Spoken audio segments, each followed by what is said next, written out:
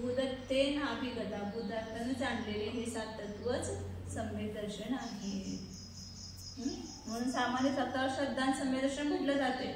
त्यामध्ये हे सगळं दडलेलं आहे की 7 तत्वाला पहिल्यांदा जसं आहे तसं जाणणं महत्वाचं आहे, तसं श्रद्धा नसणं आणि त्या 7 तत्वामध्ये पुन्हा एकत्वाचं श्रद्धा नसणं की मी कोण आहे, मी समरूप आहे का, निर्जर रूप आहे का, मी मोक्ष रूप आहे का, मी जीव रूप आहे का, मी अजीव रूप आहे का.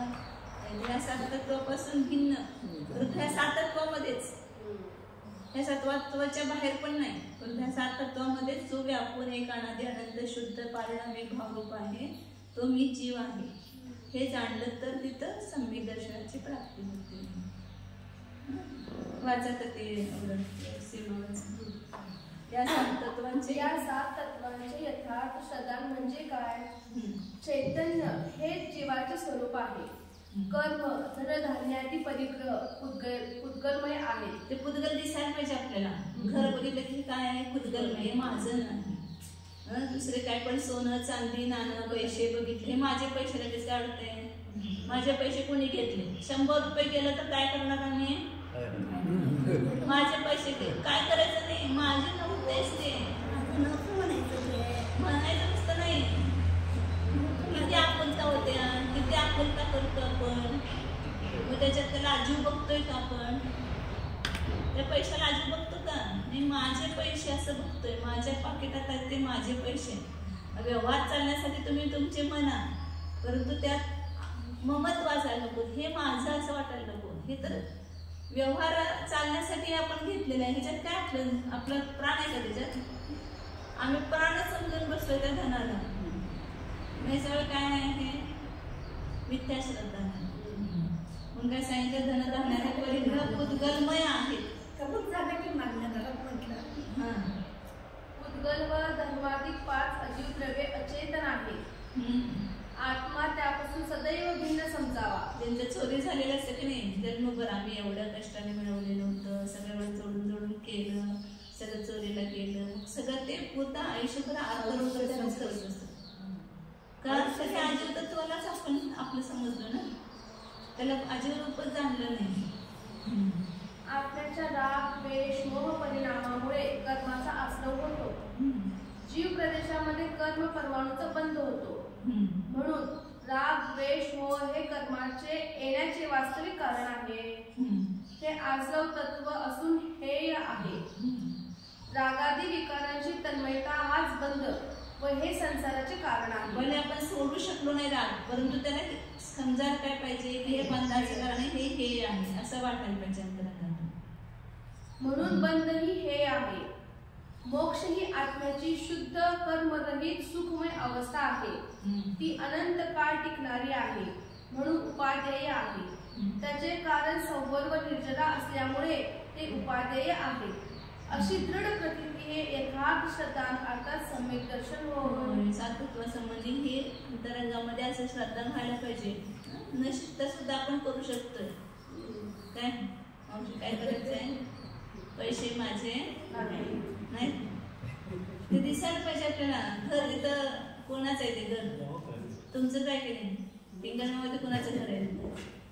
तुमचं नाही, कवटे सारमध्ये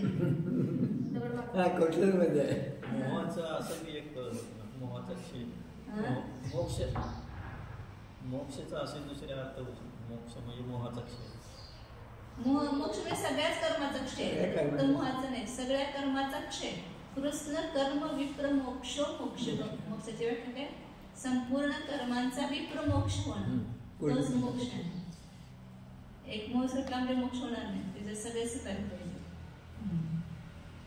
आता ह्याचीच विपरीत मान्यता कशी करतो ते पुढे सांगितलं. ते पण वाचा, आता पुढं पण मंगलत आहे, मोठ्यानं वाचा, आवाज येतो.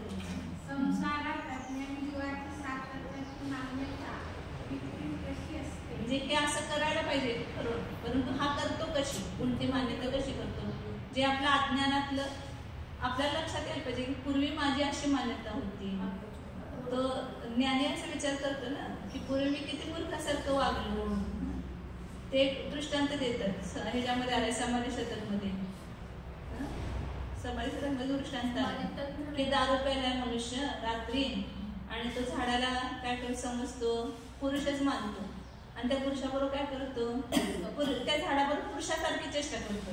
तू कधी मध्येच कशाला उभारलास, देऊ का तुला एक तडाखा, असं म्हणून त्याच्याबरोबर तो हे करतो, वागतो. मग सकाळ झाल्यानंतर रिक्षा उतरते, मग त्याला दिसतंय की हा हे तर झाड आहे. मी रात्रभर काय केलं, त्या नशेमध्ये झाडालाच पुरुष मानलं. तसं ज्ञानी झाल्यानंतर त्या जीवाला वाटतं की मी पूर्वी कशा चेष्टा केल्या सगळ्या अज्ञानमुळे. स्थानो यद्वत विचेष्टितम, पुरुष स्थानोमध्ये, स्थान म्हणजे ते झाडाचं बुंद, त्यामध्येच पुरुष आहे असं समजून मी काय केलं, पूर्वी अज्ञानामध्ये जशा चेष्टा केल्या. आणि ज्याला यथासो चेष्टते स्थानो निवृत्ते पुरुषाग्रहे तथा चेष्टोस्मी देहाद विनिवृत्तात्म विभ्रमः. आता मी ज्ञानी झाल्यानंतर माझा भ्रम निघून गेलेला आहे, तर तशी मी आता चेष्टा करतो. जसं तो जागृत झालेला पुरुष त्या झाडाला झाड समजून, तो पुरुष नाही समजून त्याच्याबरोबर आता निवृत्त होतो. त्याची चेष्टा रात्रीसारखी होत नाही. तशी ज्ञानीची आता चेष्टा अज्ञानामय चेष्टासारखून भिन्न होते.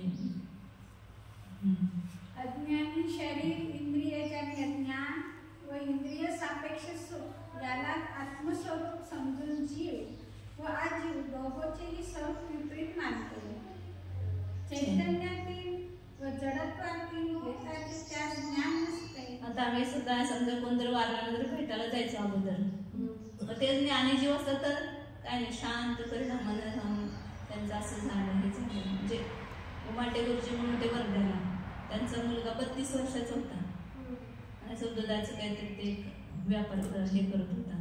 ते गाडी असेल दुधाची गेली, तर जात होता आणि त्याचा ॲक्सिडेंट झाला आणि तिथंच खलास झाला. त्यांना आम्ही भेटायला गेलो तर त्यांनी आम्हालाच 12 भावना ऐकवल्या. तरी रचनाच केली 12 भावनेची ते 12 दिवसांमध्ये. म्हणजे ज्ञानी असं तो त्याचा उपयोग सुद्धा कसा करतो, आपल्या चिंतनासाठी करतो. तर त्याला यथार्थ समजतो ना, तो गेला म्हणजे काय झालं, मृत्यू म्हणजे काय आहे, त्याचा आपल्याकडे संयोग होता. हा, तो दुसऱ्या गतीत गेला. सोलापूरला ते भाऊसाहेब गांधी त्यांना ते वारल्याला भेटायला गेलो, त्यांची पत्नी ती पण एकदम शांत, ते त्या शांत परिणाम म्हणजे ते ज्ञानी जीवांचं लक्षण दिसतंय त्या ठिकाणी, असं ते शांत होतं. राग द्वेष मोह हे दुःखाचे कारण असताना त्यात तो आनंद घेतो. हे आश्रवतत्वाचे विपरीत. रागाधिकामध्ये आनंद मानणं हे काय आहे, आश्रवतत्वाचं विपरीत श्रद्धा. तिथे ह्याच्या बरोबर असं लिहायचं, आश्रवतत्वाचं विपरीत श्रद्धा हे रागाधिकामध्ये आनंद मानणं, त्याला सुखाचं कारण मानणं, ह्याच्या उलटे सगळं घ्यायचं. उपादेय मानणं हे सगळं आश्रवतत्वाचं विपरीत श्रद्धा. शुभ अशुभ फलामध्ये तसेच पुण्य व पापामध्ये प्रीती व अप्रीती करतो. म्हणजे शुभ कर्माच्या फळामध्ये प्रीती करतो. पुण्याचं उद्या आलं की हा खूप छान आहे, खूप छान आहे, आणि पापाचं उद्या आलं की त्याच्यामध्ये द्वेष करतो, म्हणजे अप्रीती करतो. काय करायचं, आमच्या पाप कर्माचं उद्या काय तर मंत्र द्या, आमचं सगळं टळू देत, काय तर होऊ दे, सारखं त्याच्यामध्ये दुःखाचं वेदन करतो. तर हे काय आहे, बंध तत्वाची दोन्ही समजायला पाहिजे. कर्माचेच उदय, तो पण कर्माचा उदय आणि हा पण कर्माचा उदय आहे. आणि हे पाप आणि पुण्याचे काय होते, पाठशिवणी खेळ चालू असतो. पापानंतर पुण्याचं उदय, पुण्यानंतर पापाचं उदय. हे आपलं भविष्य पण काय सांगते. आता तुमचा राहू ग्रह चालू आहे, मग तो कुठला दुसरा ग्रह आला की ते पुन्हा संपते तुमचं टळ. म्हणजे काय पाप आणि पुण्याच आहे ना. राहू म्हणजे काय, राहू काय करतोय आपलं, आपल्या पापाचा उदय असतो त्यामध्ये. म्हणजे रात्र आणि दिवस, दिवसानंतर रात्र, तसं हे पुण्यानंतर पापाचं उदय, पापानंतर पुण्याचं उदय, हा खेळ चालूच आहे. म्हणून काल परवा सांगितलं की मनुष्यांच्या गतीमध्ये अंतर्मुहूर्तामध्ये आसात आणि साता बदलायलाच पाहिजे. सारखं अंतर्मुहूर्तामध्ये हा उदय बदलत असतो. अंतर्मुहूर्त साताचं उदय, अंतर्मुहूर्त आसाताचं उदय. पुण्य व पाप दोन्हीला बंधरूप न मानता पुण्य सुपादेय व पापास बंधरूप मानतो. हे बंध तत्वाचे विपरीत श्रद्धा आहे. वितरागता व आत्मज्ञान हे संवराचे कारण नसून त्यात हा कष्ट मानतो. संवर आणि निर्जराला कष्टाचं कारण म्हणतो, दुःखाचं कारण म्हणतो. हे त्याची विपरीत मान्यता आहे.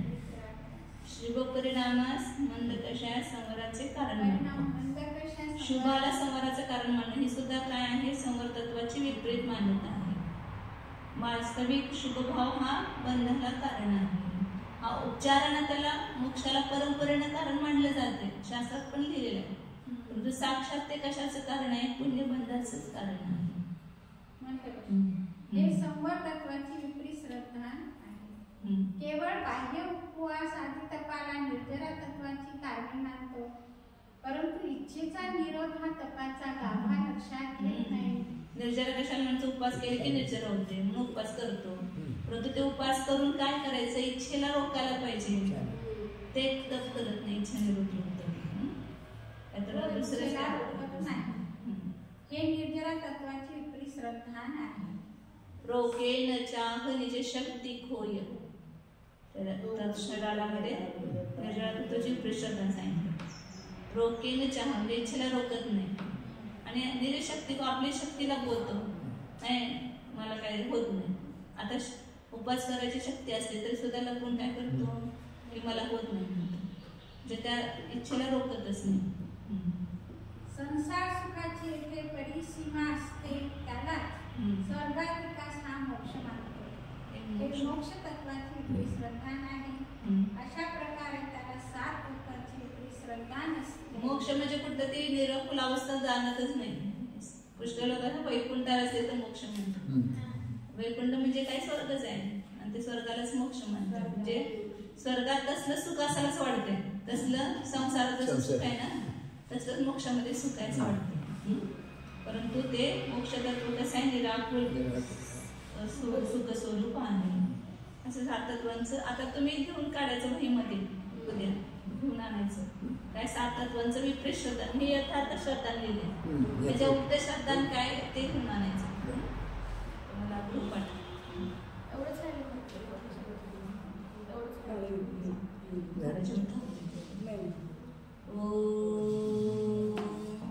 जाना आहे, शुद्ध चैतन्यमय जीवच आहे, ज्ञान दर्शन संपन्न आहे, अनादि अनंत एक अखंड आहे. आम्ही अशुद्ध जीव रूप नाहीच, आम्ही अजीव तत्व पण नाही, आम्ही आश्रव रूप नाही, बंध रूप नाही. आश्रव बंध हे विकारी भाव आहे. आम्ही त्या विकारी भावापासून भिन्न, अनादि अनंत एक अखंड शुद्ध पारिणामी भाव स्वरूप आहे. फक्त शब्द ऐकू नका, त्या शब्दाने दाखवलेली वस्तू आहे अंतरंगामध्ये तशी ती पहा.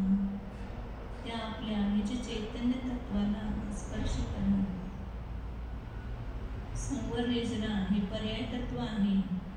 मी या शुद्ध पर्यायापासून पण भिन्न आहे. मोक्ष परिपूर्ण शुद्ध पर्याय आहे. मी या मोक्ष पर्यायापासून पण भिन्न आहे.